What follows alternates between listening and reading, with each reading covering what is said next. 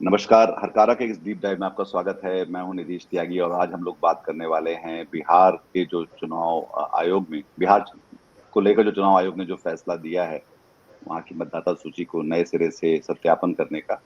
उसके बारे में जो बहुत कम पत्रकारिता हुई है, उनमें से एक जो है रिपोर्टर्स कलेक्टिव ने की है, जो कि उन्होंने जाकर एक खोजी रिपोर्ट की है, न सिर्फ बिहार के बारे में बल्कि उसके आगे बंगाल के बारे में भी, कि वहां पे ये उसको एसआईआर कह रहे हैं, कि जो स्पेशल इंटेंसिव रिवीजन जो होगा मतदाता सूची का, उसको लेकर। और इस रिपोर्ट में जो इन्होंने देखा है कि ये जो पूरी प्रक्रिया है, इसमें कितनी सारी चुनौतियां हैं, इसमें कितने सारे कानूनी पेंच हैं, और जो संदिग्ध नागरिकों की सूची बनाने के जो जोखिम है, ये बिहार में से शुरू हो रहा है और अभी बंगाल में जाएगा, और शायद फिर पूरे भारत में भी लागू होने की इसके बारे में बात चलती रही है। तो मैं और मेरे साथ हैं नितिन सेठी, जो रिपोर्टर्स कलेक्टिव के फाउंडर हैं, वरिष्ठ पत्रकार हैं, खोजी रिपोर्टर रहे हैं लंबे समय से, और इसके पहले वो times of India, scroll, Hindu भी रहे हैं। और आयुषी कर हैं, जो पहले हिंदू बिजनेस लाइन में थी और अब वो रिपोर्टर्स कलेक्टिव में काम करती हैं। तो इन दोनों ने मिलकर ये पूरा खोजी पत्रकारिता की है। खोजी पत्रकारिता अब जो है हमारे बीच से लगभग जैसे एक्सटिंक्ट और एंडेंजर्ड होती चली जा रही है। जिस तरह की मीडिया इंडस्ट्री इकोसिस्टम में हम लोग रहते हैं, जिस तरह के प्रोपोगंडा के टाइम में हम लोग रहते हैं, जिस तरह की के नैरेटिव बिल्डिंग का जो पूरा डिजिटाइज सोशल मीडिया वर्जन है, उसमें हम जहाँ रहते हैं, तो इसलिए ये एक बहुत महत्वपूर्ण काम है, और इसलिए इस पे बात करनी भी जरूरी है, खासतौर पर हिंदी भाषियों के लिए, क्योंकि ये सीधे सीधे उनसे ताल्लुक रखती है इस मामले में। तो पहले नितिन, आप बता पाए कि इस खोजी खोजी जो रिपोर्ट आपने जो लेकर आए, इसमें इन्वेस्टिगेशन जो आपने किया, इसमें जो जो पहली बात तो ये है कि जो हाशिए का जो आदमी है, उससे वो कितनी दिक्कत में है इस पूरी प्रक्रिया के कारण, और उस इससे उसके लोकतांत्रिक अधिकार के छीनने का क्या लग रहा है। जी, शुक्रिया नीतीश हम लोगों को बुलाने के लिए। इससे हम लोग भी बात कर पाते हैं, हमारी शायद खबरें और दूर तक पहुंचे। लिखित का जमाना चला गया जैसे आप कहते हैं, तो शुक्रिया उसके लिए। दूसरा जो आप सवाल पूछ रहे थे, हमने जब आयुषी और मैंने भी इस कहानी को खोजने का शुरू किया, तो तब तक बिहार से खबरें बहुत साफ आ रही थी। थोड़े ही पत्रकार लोग और अखबार इसको छाप रहे थे, लेकिन आवाज साफ आ रही थी कि जो इलेक्शन कमीशन ने प्रक्रिया शुरू करी है, इसमें आफत आ रही है। और आफत बहुत सिंपल थी। जो भी व्यक्ति बिहार में रहता है, यूपी या नॉर्थ इंडिया में या पूरे देश में, आम आदमी एकदम इंस्टिंक्टिवली समझ सकता है कि क्या होने वाला था। कि इलेक्शन कमीशन ने बोला कि हम नए सिरे से पूरी वोटर लिस्ट बनाएंगे। आपने पिछले 10 इलेक्शन में चाहे वोट दिया हो, हम टटोलेंगे कि आप सही में वोटर हैं, और दूसरा कि आप इस देश के नागरिक हैं। और इसके लिए आपको कागज अपने जमा करके हमें दिखाने होंगे 30 दिन के अंदर। आप देश में कहीं भी हो, आप बिहार से हैं और वोट अगर आपका बिहार है, चाहे आप तमिलनाडु में बैठे हो चाहे त्रिपुरा में, आपको 30 दिन के अंदर हमें अपने कागजात दिखाने हैं। और कागजात भी जो पहले हम मांगते थे आपसे वोटर होने का प्रूफ के लिए, वो सारे नहीं होंगे। आधार और राशन कार्ड जो अमूमन आज बहुत लोगों के पास है, उसको हम मानेंगे नहीं। और ये भी नहीं मानेंगे कि आप हमने आपको पिछले कुछ महीनों में या पिछले साल में या पिछले 20 साल में आपको वोटर हम ही ने अगर मान लिया हो, तो अब हम बोल रहे हैं कि हम गलत थे, हम नए सिरे से आपको टेलेंगे। और इसका जो नतीजा कोई भी सोच सकता था, वो जमीन पे दिखने लगा।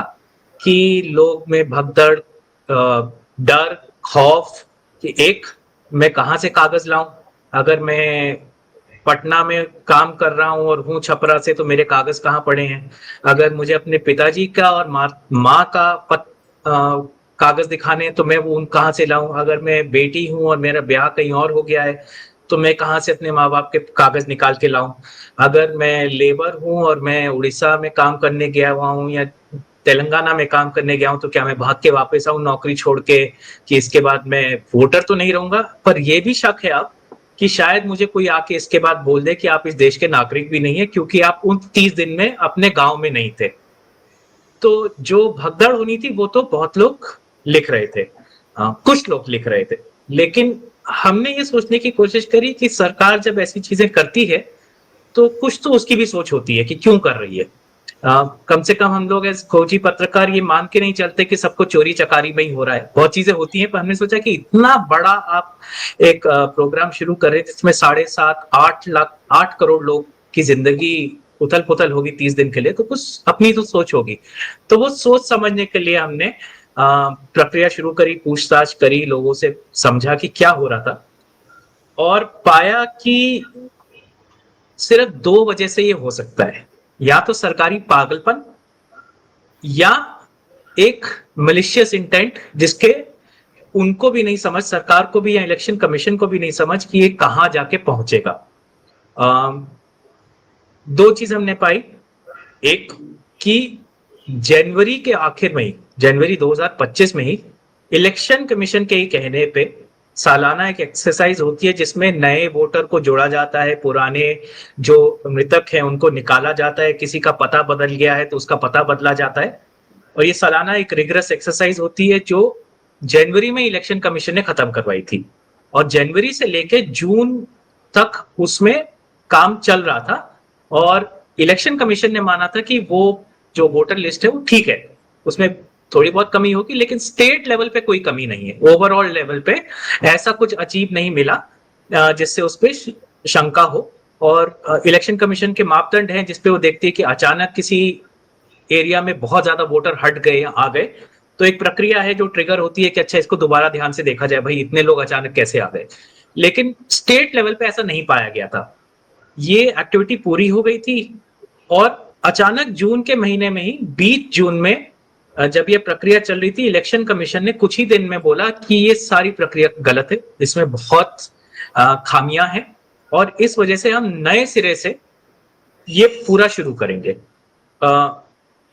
तो जो सबसे अचरज भरा आयुषी और मुझे लगा कि ये प्रक्रिया तो आप ही ने शुरू कराई थी, जो जनवरी में भी खत्म हुई, 6 महीने से चल रही थी, जून तक आप उस पर काम कर रहे थे, आप मान के चल रहे थे सब ठीक ठाक है।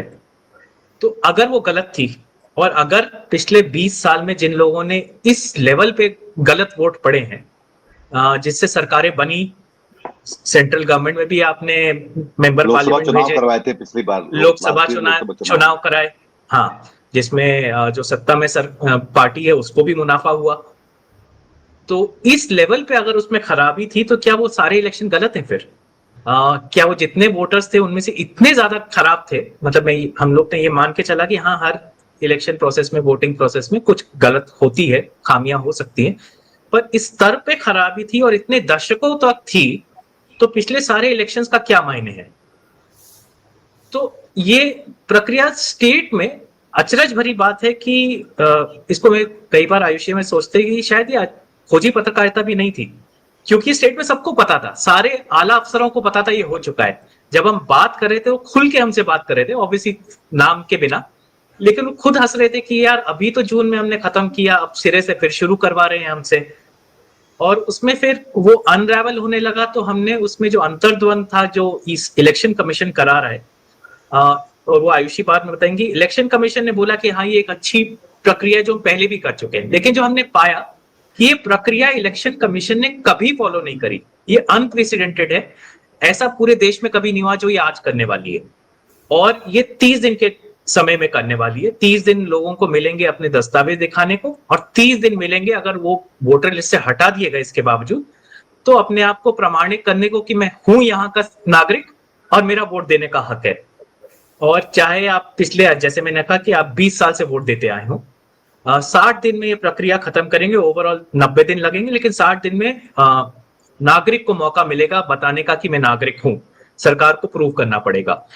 और अगर आप ये नहीं करेंगे, अभी जल्दी बिहार के इलेक्शन आ रहे हैं, तो उसमें आपका मौका ही नहीं मिलेगा वोट देने का। और वो एक डर है कि आपको वोट देने का मौका नहीं मिलेगा, लेकिन दूसरा कि इसके बाद आप संदिग्ध व्यक्ति होंगे अगर आप उस लिस्ट पे नहीं है, कि क्या आप इस देश के नागरिक हैं या नहीं है। और आप नहीं है तो फिर आप कहां के नागरिक हैं, और आप क्या, इस देश में आपका वजूद क्या बचा फिर? और ये प्रक्रिया कोई बूथ लेवल ऑफिसर आपकी जिंदगी डिसाइड कर डालेगा 60 दिन के अंदर। मैं आयुषी मतलब और बता पाएंगी कि जो दुविधा थी कि कैसे अलग अलग लोगों को अलग अलग मापदंड पे तोला जा रहा था इस प्रोसेस में, वो आयुषी बता पाएगी। तो मैं यही समझना चाह रहा था आयुषी से कि अगर ये जो लोग हैं इसके निशाने पे दरअसल कौन लोग हैं जो जो कि इस प्रक्रिया के कारण जिनके लिए ये मुश्किलें पैदा होने वाली हैं, जिनके लिए बहुत से लोगों के लिए, कल हम लोग बात कर रहे थे कामायनी से जो अररिया में समाज सेवी हैं, तो वो भी ये कह रही थी कि एक गरीब आदमी के लिए कितना महंगा सौदा है कि हम्म। उसका हर दिन की वो आमदनी छोड़ के, जो भी उसकी दिहाड़ी होती है उसको छोड़ के वो अगर अपना अपने कागज बटोरने साबित करने जाए। उन्होंने ये भी कहा कि जो बहुएं हैं जो घरों में जो शादी करके आई हुई हैं और कई बहुत सालों से रह रही, अब वो कहाँ से जाके अपने माँ बाप के जन्म प्रमाण पत्र लेकर आएंगी और कैसे लाएंगी? ये जो बहुत सारे व्यवहारिक सवाल इसको लेकर जो खड़े हुए हैं आयुषी, इसके बारे में जो अगर आपने कोई जो खोजबीन की उससे क्या आपको अंदाजा मिला? तो हमने कई बूथ लेवल ऑफिसर्स से इस रिपोर्ट के लिए बात की कि जानने के लिए कि ग्राउंड पर इसका क्या असर पड़ रहा है। एंड उसमें आप जो अभी बता रहे हैं, एक बूथ लेवल ऑफिसर ने भी मुझे बताया कि ये मैंने उनसे बात की होगी 6 जुलाई को, और 1 जुलाई तक उनके पास एन्यूमरेशन फॉर्म, उन व्यक्ति के पास एन्यूमरेशन फॉर्म आ गए थे।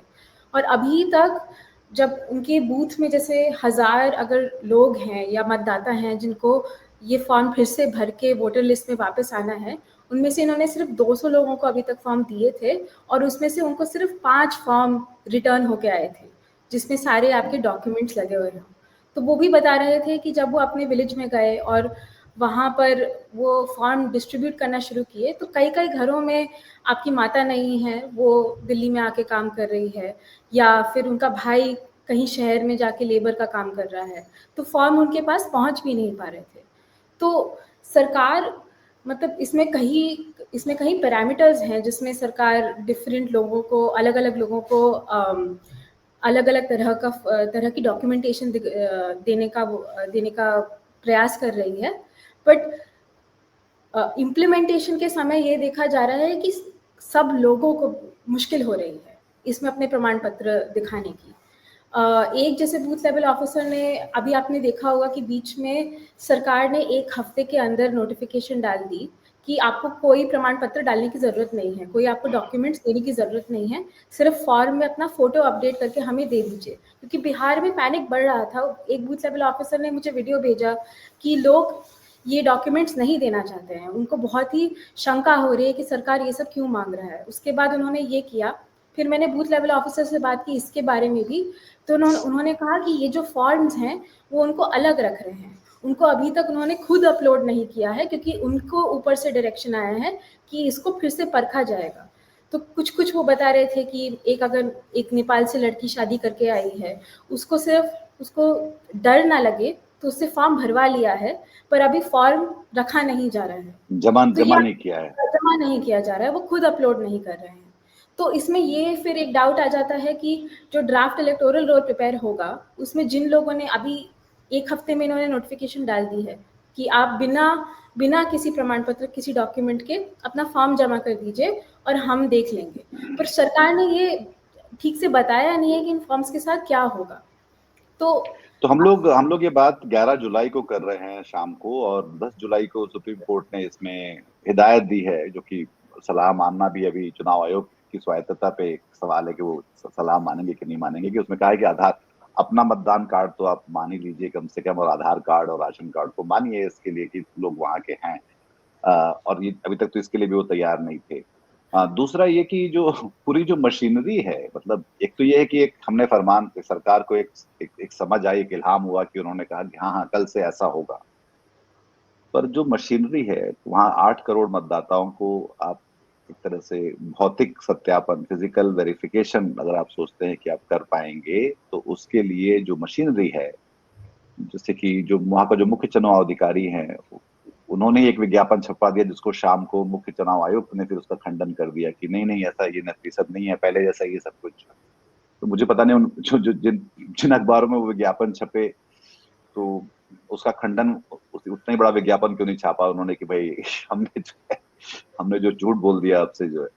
तो वो सब भी वो भी एक बात है कि इस लेवल पे तो कम्युनिकेशन के गैप्स हैं कि जो राज्य का जो मुख्य चुनाव अधिकारी है और जो मुख्य चुनाव आयोग है और आयुक्त है, उनके बीच ही मतलब कंफ्यूजन है। तो वो जो बीएलओ जो है, जो जमीन पे खड़ा हुआ जो आदमी अपने साइकिल या बाइक पर वो सारे फॉर्म्स लेके जा रहा है और वो भी उसको डुप्लीकेट में लेके जा रहा है, तो वो कल मुझे उसने बताया कि वो एक ही फॉर्म लेके आया डुप्लीकेट। बोला कि मैं डुप्लीकेट लेके जाऊंगा तो मैं उठा ही नहीं पाऊंगा सारा वजन जो है, क्योंकि उनका इतना सारा वजन।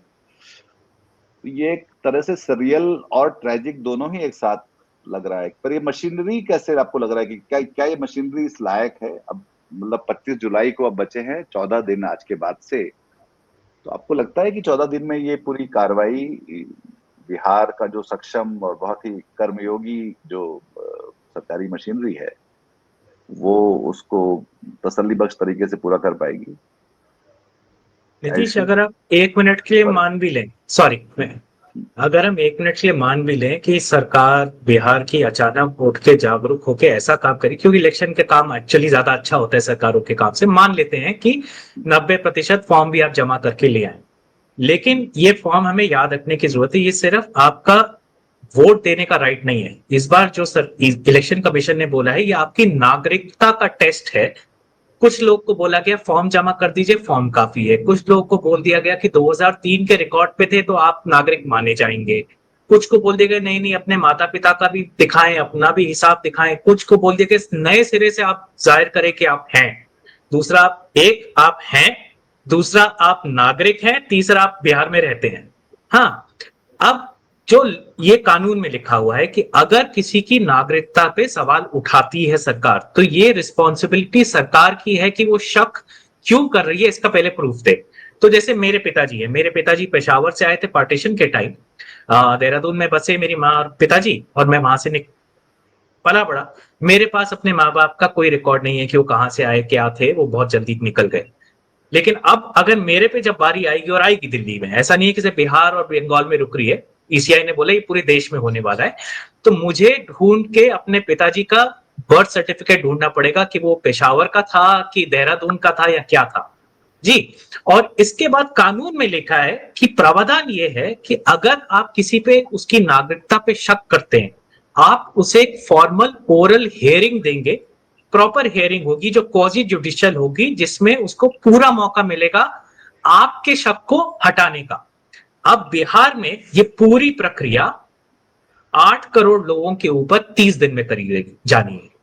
8 में से मान लीजिए 4 अपने को दिखा भी सके कि हाँ हम तो नागरिक हैं, 4 करोड़ मान लीजिए, आप छोटा कर दीजिए 1.5 करोड़ मान लीजिए, मैं एकदम कंजर्वेटिव चल रहा हूं, सरकार की मदद कर रहा हूं, 1.5 करोड़ मान लीजिए, तो 1.5 करोड़ लोग कटघरे में खड़े होंगे 30 दिन के अंदर, पूरी सरकार के तंत्र के सामने अपने आप को 30 दिन में नागरिक प्रूव करेंगे। नहीं हुए तो घर जाएंगे और अगले सुबह सुनेंगे कि वो नागरिक नहीं बचे, और फिर कहां जाएंगे इसका कुछ पता नहीं, उनके साथ क्या होगा इसका कुछ अनुमान नहीं।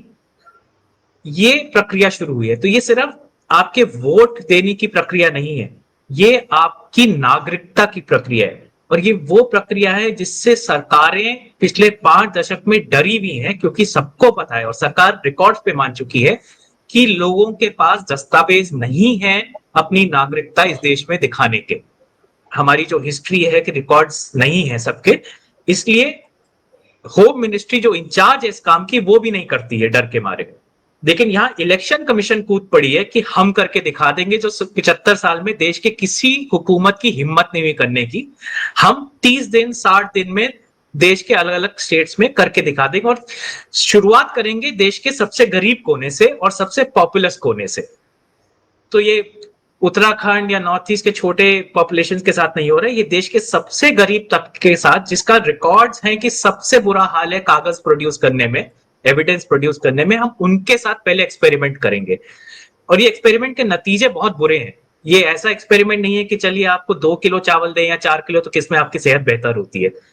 इसमें यह है कि इसके आखिर में आपके ऊपर सवाल हो सकता है कि आप भारतीय हैं कि नहीं, ये अचानक 60 दिन में डिसाइड हो जाएगा, और आप फिर भागते रहिए से कि नहीं मैं हूं। सिर्फ उस 60 दिन में मैं प्रूव नहीं कर पाया, लेकिन मैं 50 साल से था, 40 साल से था, आज भी हूं। तो इसमें जो सवाल फिर ये उभर कर आता है कि ये जो भारतीय ना होने की जो तलवार है, ये लटकाई किन पर जा रही है? तो एक तो साफ तौर पे इसके निशाने पर वो लोग हैं जो लोग गरीब हैं, जिनकी साक्षरता दर जहां पे कम है, जो लोग बहुत ही असंगठित तरीके से काम करते हैं, जो जिनके खुद की लैंड रिकॉर्ड पे शायद उनकी जमीनें नहीं हैं, या जो प्रवासी मजदूर हैं, और फिर जो मुस्लिम हैं, जो अल्पसंख्यक हैं। क्योंकि ये जो सवाल है ये सिर्फ बिहार में नहीं, ये झारखंड में चुनाव में भी हम देख रहे थे कि वहां पे विदेशी घुसपैठिए बार बार नरेंद्र मोदी से लेकर नीचे तक लोग उठा रहे थे।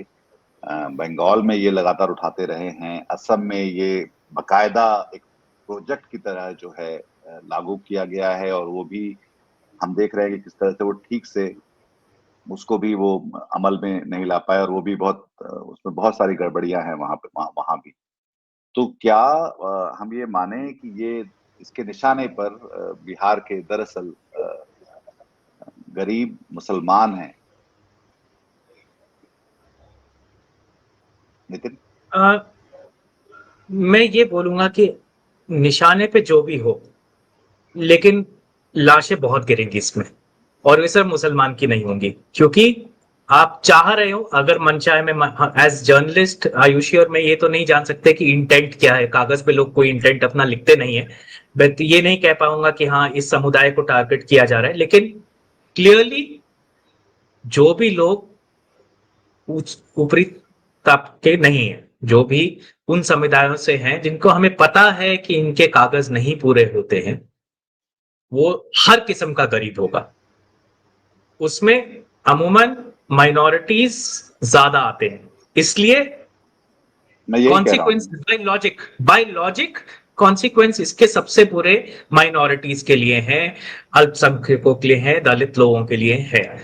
दूसरा, एक चीज हमें याद रखनी चाहिए नीतीश, और ये हम लोग आयुषी और मैं भी सीखे हैं इसी दौरान करते करते, कि इलेक्शन कमीशन एक तरीके से वही प्रिंसिपल्स फॉलो करता था या करने चाहिए उन्हें जो जस्टिस के प्रिंसिपल्स है, कि कोई ऐसा जिसका हक है वोट देने का, उसको आपको हटाना नहीं है, चाहे दो गलत लोग वोट दे दे। अगर प्रक्रिया आपकी ऐसी है कि एक इलीगल, अगर आप बोलना चाहते हैं, शब्द इस्तेमाल भी करना चाहें कि इलीगल माइग्रेंट को आप हटाना चाहते हैं, उसकी वजह से अगर 1000 आपके वोटर और आपके देश के नागरिक वोट ना दे पाए, तो वो अभी तक कॉन्स्टिट्यूशनली वो गलत माना जाता है। So nobody who's not guilty should be hanged is the principle that even election commission is follow, है ना। लेकिन ये प्रक्रिया ऐसी है कि अब एक चूहा मारने के लिए आप 1000 लोगों के भी हक ले लेंगे। वो चूहा चाहे उस खदान में हो ना हो, आप अनाज सारा खराब कर डालेंगे। तो एक प्रिंसिपल्स ऑफ नेचुरल जस्टिस और रीजनेबलनेस जो है इलेक्शन कमीशन के लॉ में जो फॉलो करते हैं, उसमें ये जरूर है कि इलेक्शन कमीशन को पूरा हक दिया गया है कि इलेक्टोरल रोल को जिस तरह से आप समझे अच्छे तरीके से साफ रखे, कि सिर्फ जो वोटर सही में हैं उनको वोट देने का हक मिले। लेकिन साथ में एक रिस्पॉन्सिबिलिटी और ऑब्लिगेशन है इलेक्शन कमीशन के ऊपर कि जिसका हक है, आप उसका हक पूरी कोशिश करेंगे कि उससे किसी गलत तरीके से या किसी मिस्टेक से भी ना लिया जाए, और यही इलेक्शन कमीशन ने फॉलो किया है। तो ऐसा है, और हम जानते हैं, हमने भी जब आयुषी और में रिसर्च कर रहे थे कि हाँ हो सकता है और है भी कि देश के अलग अलग कोनों में कुछ ऐसे लोग हैं जो वोट देते हैं जिनको नहीं देना चाहिए। लेकिन उन 50,000 2 लाख जो भी है, उसके कारण आप करोड़ों को ये नहीं बोल सकते कि अब आप मापदंड पे तोले जाओगे कि आपका वजूद है क्या इस देश में। अगर ये प्रक्रिया शुरू हो तो वो हमारे पे भी आने वाला है, दिल्ली में हो जाए चाहे बॉम्बे में हो। और इलेक्शन कमीशन ने बोला है सबके साथ होना है, ये सिर्फ बिहार और बंगाल की कहानी नहीं है। हम लोग सुन रहे हैं कि और स्टेट्स में भी इलेक्शन कमीशन ने फोन करके बता दिया तुम्हारी बारी आ रही है। तो ये प्रक्रिया, और आयुषी जब रिसर्च कर रही थी उन्होंने पाया, आई वुड लाइक कि आयुषी अगर आप थोड़ा और बताओ कि ये जो अलग अलग किस्म के रिकॉर्ड बोले जा रहे हैं कि एक नागरिक को ये वाला रिकॉर्ड देके नागरिक बन जाएगा, दूसरा नागरिक वो वाला रिकॉर्ड देके नागरिक बन जाएगा, ये समझाना, क्योंकि ये मुझे भी जब आयुषी बता रही थी तो मेरा भी सर घूमा था इस पे। हाँ, तो मैं कह रही थी कि जिस समय आपका जन्म हुआ है, ये आपका सिटीजनशिप अमेंडमेंट एक्ट का जो कट ऑफ डेट्स हैं, उसके बेसिस पे क्या रिकॉर्ड्स आपको दिखाना है वो डिपेंड करता है। तो अगर आपका जन्म 1987 से पहले हुआ है तो आपको सिर्फ अपना बर्थ सर्टिफिकेट दिखाना है।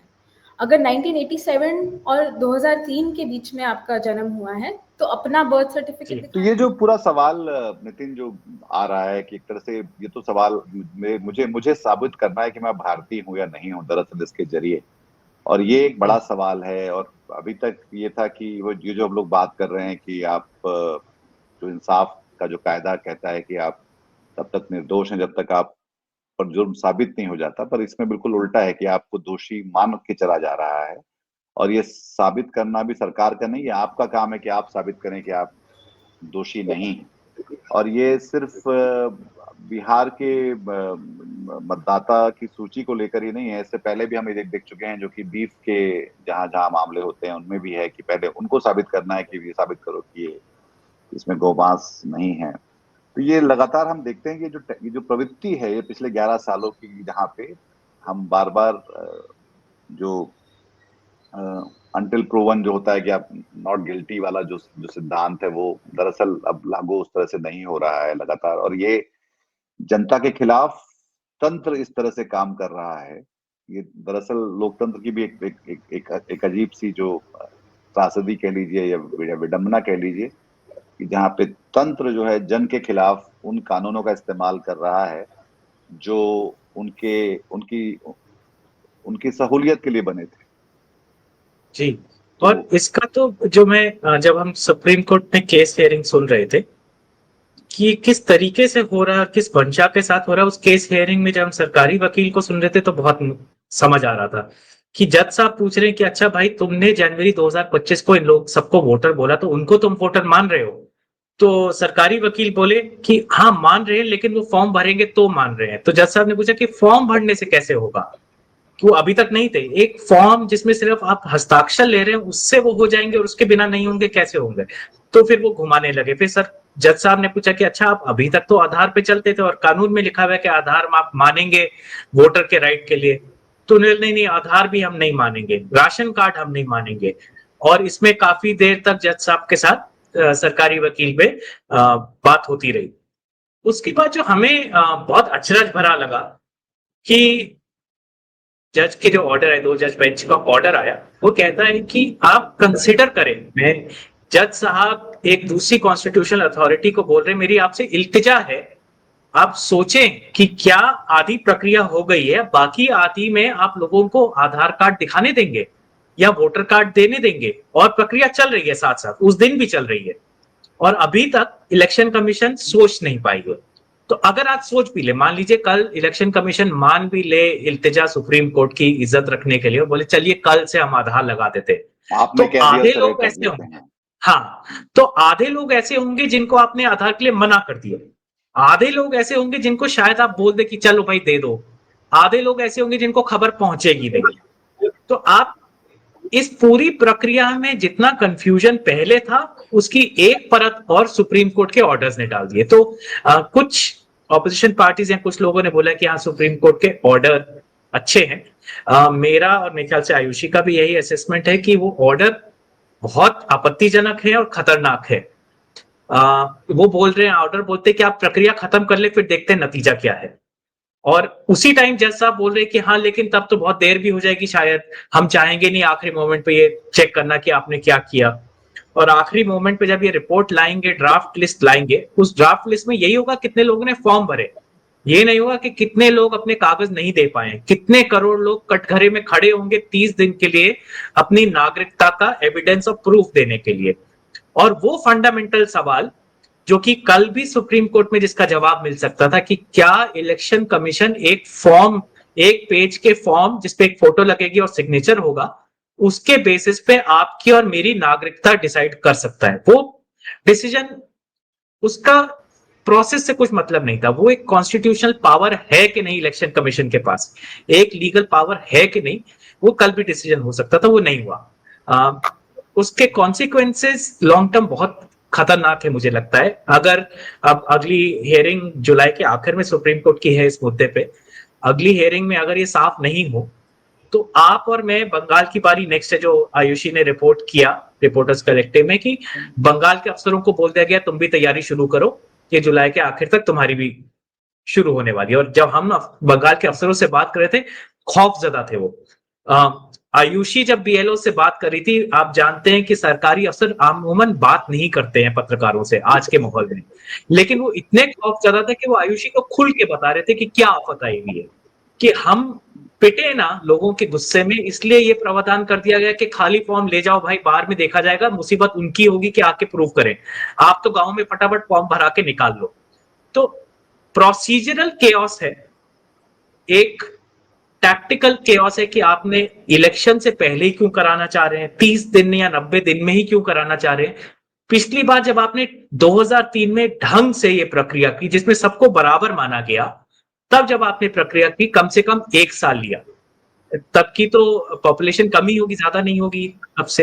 अब आप सारी बिहार की पॉपुलेशन और ऐसे ही आप बाकी प्रदेशों के साथ भी करेंगे, ये 90 दिन में खत्म करना चाह रहे हैं।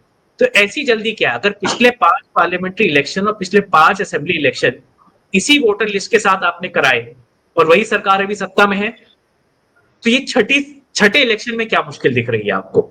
ऐसा क्या हो गया 4 दिन में, जून 15 और जून 24 के बीच में ऐसा क्या अचानक आपको एविडेंस मिला कि जितने पुराने इलेक्शन हैं इनमें गड़बड़ हुई है? और वो इलेक्शन में गड़बड़ हुई, तो मैं तो एक खोजी पत्रकार, हम रिस्पॉन्सिबिलिटी ढूंढना हमारा काम होता है। तो आयुषी और मैं ये सोच रहे थे कि मान लेते हैं हम इलेक्शन कमीशन की बात कि आपकी वोटर लिस्ट खराब है, इतनी खराब है कि नए सिरे से शुरू करनी है, तो भाई वो कौन से इलेक्शन कमीशन के अफसर थे जो 20 साल से वोटर लिस्ट चलने दे रहे थे? उनके अगेंस्ट कुछ एक्शन हो रहा है क्या? उनको तो जेल जाना चाहिए क्योंकि आपने नकली सरकारें बनवा दी। वो सरकारों का क्या होगा जो इस वोटर लिस्ट के बेसिस पे सत्ता में रही, उनका क्या वजूद बचता है? आप मेरा वजूद तो पूछ रहे हैं कि मैं हूं कि नहीं, लेकिन मेरे वोट की वजह से तो आप सत्ता में हैं, वो केंद्र में भी।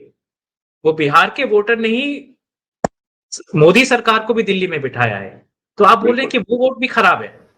तो उसके एक बड़े सवाल है, ये जज लोग ने भी अभी वहां तक नहीं पहुंचे, बट मेरे ख्याल से जो फंडामेंटल कॉन्स्टिट्यूशनल प्रॉब्लम है, लॉ की प्रॉब्लम है, रीजनेबलनेस की प्रॉब्लम है। और लॉ में साफ है कि आप सरकार में लॉ में राइट होगा, लेकिन करेंगे वो जो रीजनेबल है, एक रीजनेबलनेस की और एक प्रोसीजर की, चारों मापदंड पे ये प्रक्रिया, हाँ, ये चारों मापदंड पे ये प्रक्रिया पे बहुत बड़े सवाल है और उसका कॉन्सिक्वेंसेस इतने बड़े हैं कि मेरे ख्याल से ये बहुत जल्दी एड्रेस होना चाहिए था।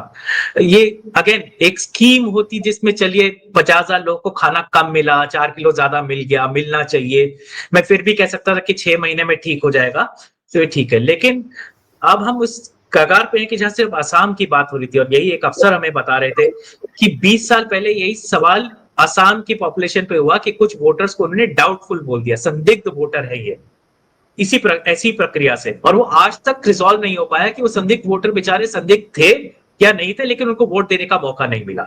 और किसी सरकार की हिम्मत नहीं हुई इसके बाद जाके कि भाई उनको चेक करे कि आपको हमने संदिग्ध बोल दिया लेकिन गलती हुई या सही किया।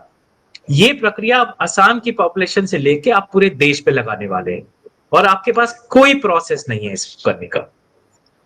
तो इसके बाद फिर दूसरा हिस्सा जो आया आपकी खोजी रिपोर्ट का, वो बंगाल को लेकर आया। तो आयुषी, बंगाल में फिर क्या समझ में आया कि वहां पे अब क्या होने वाला है, किस तरह से कार्रवाई हो रही है?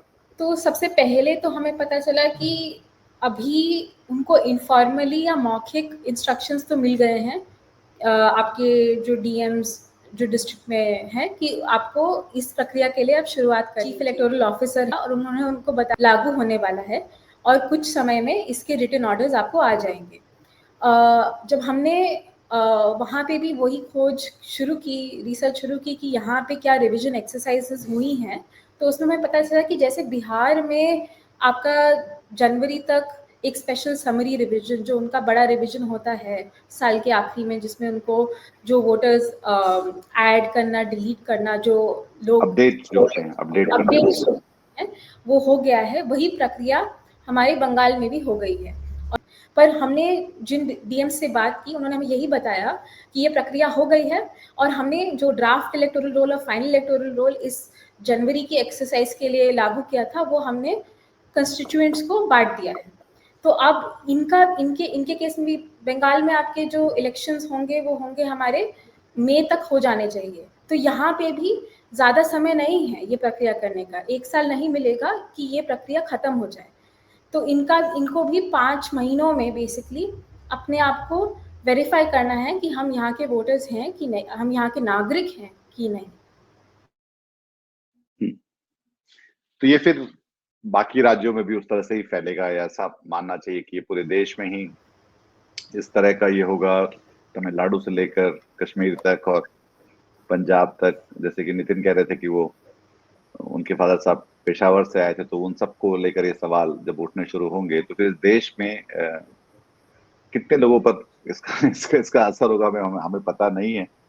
पर साथ ही ये कि ये जो है लोकतंत्र जो है किस तरह से अपने दरवाजे अपने लोगों के लिए बंद कर रहा है, बजाय उनको खोलकर, दरवाजों को खोलकर उसमें लोगों को शामिल करने के, ये साफ इस प्रक्रिया से दिखलाई पड़ रहा है। और इसको लेकर जो जिद है और जिस तरह की जो दलीलें दी जा रही हैं वो भी बहुत ही मतलब हल्की और बहुत बेतुकी सी लगती हैं, जो कोर्ट में भी कही जा रही हैं और बाकी जगह है। और दूसरा ये कि जो इसमें इसको जिस तरह से लागू किया गया, बिना लोगों को, बिना राजनीतिक दलों को विश्वास में लिए गए, लेकर बिना लोगों को बताए हुए कि कैसे ये आसानी से अगर हो सकता है, तो ये मुश्किल बढ़ाने की बात है, मुश्किल कम करने की बात तो बिल्कुल भी नहीं लग रही है। तो इस पर हमारी अभी निगाहें बनी रहेंगी। पर अभी आपको क्या लगता है कि ये अदालत से और कुछ होगा, या फिर ये इस तरह ही चलता रहेगा? नितिन, इसका आउटलुक क्या दिखता है अभी?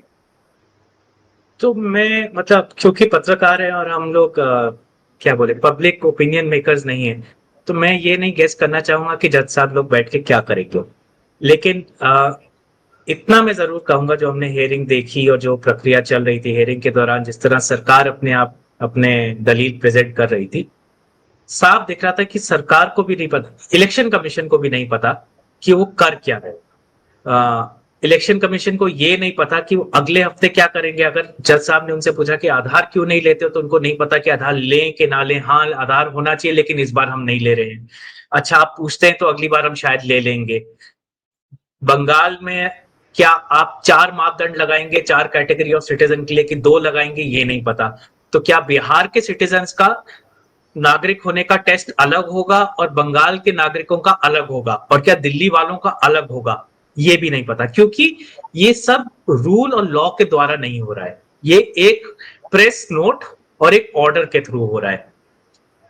और ये जरूर है कि इलेक्शन कमीशन या बहुत कॉन्स्टिट्यूशनल अथॉरिटीज के बाद बहुत जगह होती है डिसीजन लेने की, लेकिन ये सेट लॉ है कि सारी ऑर्गेनाइजेशन जो सरकार की है, they have to work by justifying what they are doing. उनको समझाना और बताना कि हम क्यों ये कर रहे हैं और क्यों ये सही है, बहुत जरूरी है। वो सबका दायित्व है और वो लीगल ऑब्लिगेशन है। इस केस में इलेक्शन कमीशन ने ना पॉलिटिकल पार्टीज को ना सिटीजन्स को अभी तक कोई कारण बताया कि क्यों उनको लगता है 2003 की लिस्ट बहुत पुख्ता थी, उसके बाद जितने हर सालाना जो हमने काम किया वो पुख्ता नहीं था, और साल दर साल हम उस पर सरकार चलाते रहे।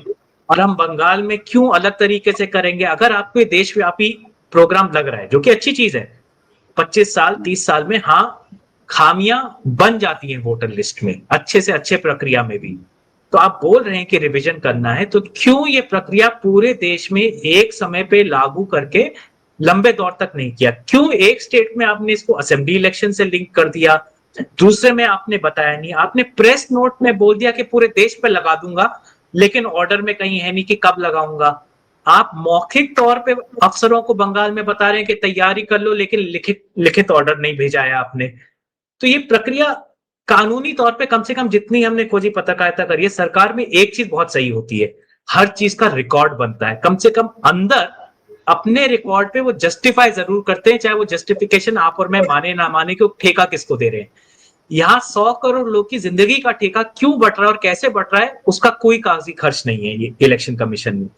कोई जनता को नहीं बताया गया है, कोई पॉलिटिकल पार्टीज को नहीं बताया गया है एविडेंस देके कि हाँ हमने ये जनवरी वाली लिस्ट देखी बिहार की और देखा इसमें 20% गलत है या 10% गलत है, कोई टेस्ट हुआ, कोई रिव्यू किया गया, उस प्रोसेस में ये निकला। इस बेसिस पे ये रीजनेबल है कि इस पीरियड में हम ये ऐसी प्रक्रिया शुरू करें। तो by simple test of reasonableness, मैं एक्सपर्ट तो हूं नहीं तो मैं लॉ पे छोड़ भी दूं कि आयुष में वकील नहीं है, हम लॉ से और कॉन्स्टिट्यूशन से दूर कॉमन सेंस पे अगर हम बात करें से हाँ कि मैं यहाँ पे हूँ, मान लीजिए मैं बिहार से हूँ, तो आज मुझे अपनी पत्रकारिता छोड़ के, नौकरी छोड़ के बिहार जाके अपने माँ बाप ढूंढ के उनके कागज निकाल के 30 दिन में डालना है, नहीं तो नौकरी छोड़िए नागरिकता पे सवाल होगा जी। और ऐसा नहीं कि कल हफ्ते में मैंने कुछ ऐसी हरकत करी हो जिसके बेसिस पे ये सवाल उठाया जा रहा है, या तो मैंने कुछ ऐसी ये जो आप बोले थे ना कि guilt, innocent till proven guilty, ये हिंदुस्तान के लॉज में सिर्फ टेरर केसेस में एक्सेप्शन अलाउड था, वो भी गलत था, पर अलाउड था कि शक के बिना पे आपको उठा लिया जाता है ना, और बाद में आप प्रूव करते रहिए कि मैं ऐसा नहीं हूं, मैं वैसा नहीं हूं।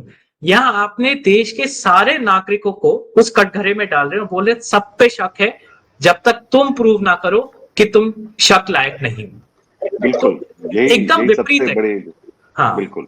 कॉन्स्टिट्यूशनल और ये प्रोविजंस के एकदम उल्टा है, जबकि काम हमारा था कि कानून ये बोलता है, कॉन्स्टिट्यूशन ये बोलता है कि हम सरकार पे शक करें, क्या तुम हमारे लिए काम करते हो कि नहीं, क्योंकि तुमने तो हमने चुना। बिल्कुल, यहाँ बिल्कुल। जिन्होंने सरकार को चुना, सरकार बोल रही है हमें तुम पे ही शक है, या इलेक्शन कमीशन बोल रही है हमें तुम पे ही शक है, तुम जो हमारे वोटर थे। जैसे पहलगाम में ये हुआ ना कि 4 लोग आए और आए, फिर उन्होंने लोगों को मारा, फिर वो लौट भी गए। तो उनका तो हमें पता नहीं चला कि कौन आया, कौन गया, कैसे आ गए, कौन इंचार्ज है, किसका फेलियर था, उसकी जवाबदेह कौन है। उसको लेकर ट्रांसपेरेंसी की, अकाउंटेबिलिटी की बात ही नहीं हुई।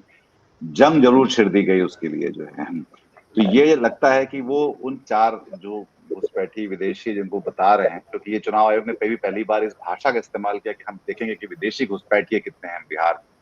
तो आप उन जो भी जिस भी अनुपात में इसको देख रहे हैं, आपने उसके उसके कारण पूरे बिहार पे ही एक तरह से जंग छेड़ दी है उनके लोगों के खिलाफ उस तरह से।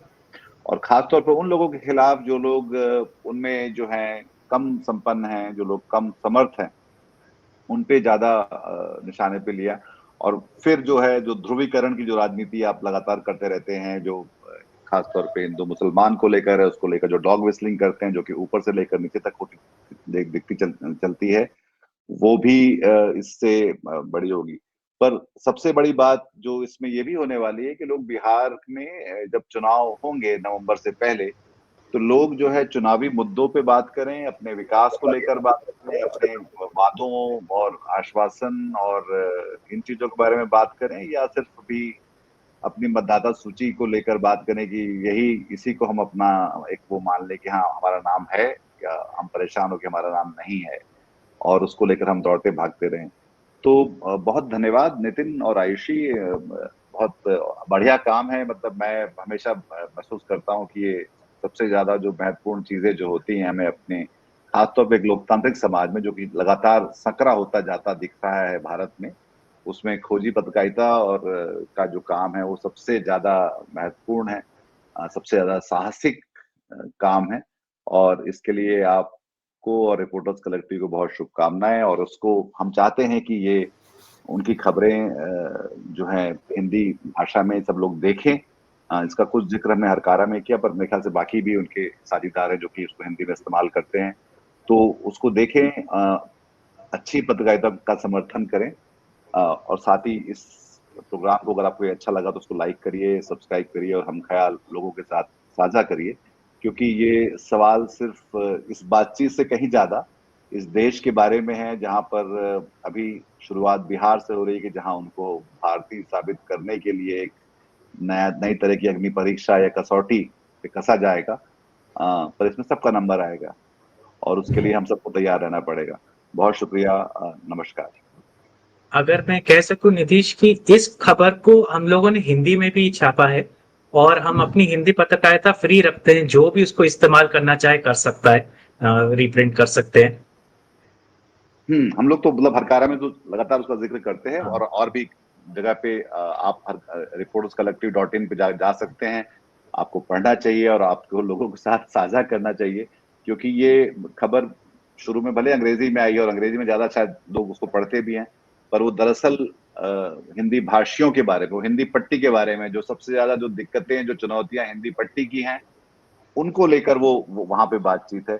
और ये भी बहुत मुश्किल है, समझना नहीं है कि इस तरह की खबरों से आपको क्यों दूर रखा जाता है, जिस पे ध्यान देना चाहिए।